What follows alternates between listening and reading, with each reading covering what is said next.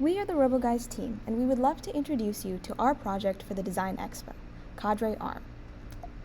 We are a team of aerospace engineering majors interested in lunar robotics.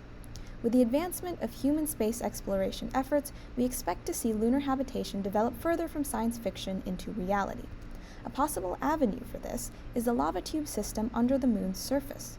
Here, the ground provides protection from radiation and temperature fluctuation, and could be sealed off and pressurized, making it an attractive candidate for lunar habitation. To confirm these theories, the tubes must be explored, but their inaccessibility makes it dangerous to send manned missions down. To solve this problem, we propose the CADRE-ARM project. A small rover equipped with sensors and a robotic arm could descend into the tubes, gather maps, environmental data, and samples, and return to the surface for further exploration. To accomplish this task, we designed and prototyped the RoboGuy. Let's get into the details. Beginning with the ARM, an open-source 6-degree of freedom SO101 ARM that we controlled via ROS2 over a provided board. This ARM was provided to us, and part of the challenge of the project was integrating it with a small rover in such a way that when it was fully extended, the rover didn't overbalance. That brings us to the chassis, designed specifically to accommodate the ARM. With the U-shape, we push much of the weight towards the back without sacrificing much active area and create compartments for sample collection during operations. By our center of mass calculations, the rover will not tip even when the arm is fully extended. On to the sensor system. We used a 2D LiDAR as a placeholder for the more expensive 3D LiDAR that would eventually become our mapping tool. An IMU gives us data about the orientation of the rover in space, and the environmental sensors tell us about conditions while operating. With the sensors in place, we can consider the software system. The RoboGuy outputs data to a dashboard in Foxglove that works with ROS2. We run simulations in RViz and use a teleop drive terminal. In order to prevent one failure from affecting the entire robot, we've distributed communications and operations among 3 different boards, allowing us to control things separately and give the whole system more resiliency. The suspension system is a fairly standard rocker system that allows for passive incline and obstacle tolerance. It works by averaging the heights of the legs on uneven terrain and supporting the chassis.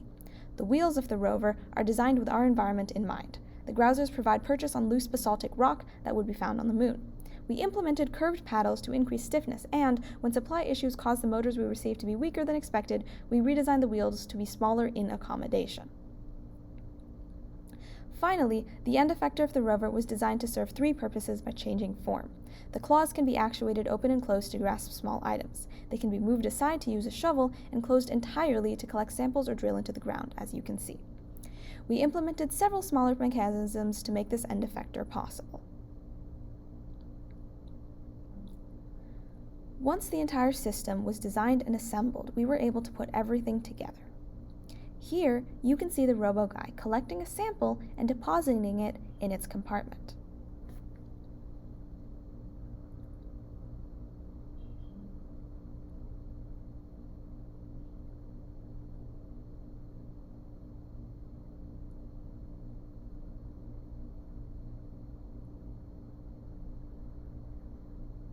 The drivetrain test was also successful, though more so on concrete than on gravel.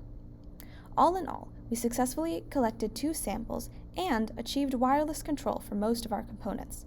The only concern was with our lower torque motors, we were unable to provide quite enough thrust for the wheels for comfortable navigation. In conclusion, we are very proud of this capstone project. We achieved many of our goals and learned a lot. In the future, we hope to strengthen this project by integrating stronger motors, making the arm fully wireless, transitioning to autonomous control, and using more advanced manufacturing methods to create a more robust prototype. This concludes our presentation on the CADRE-ARM project. From all of the RoboGuys, thank you so much for watching.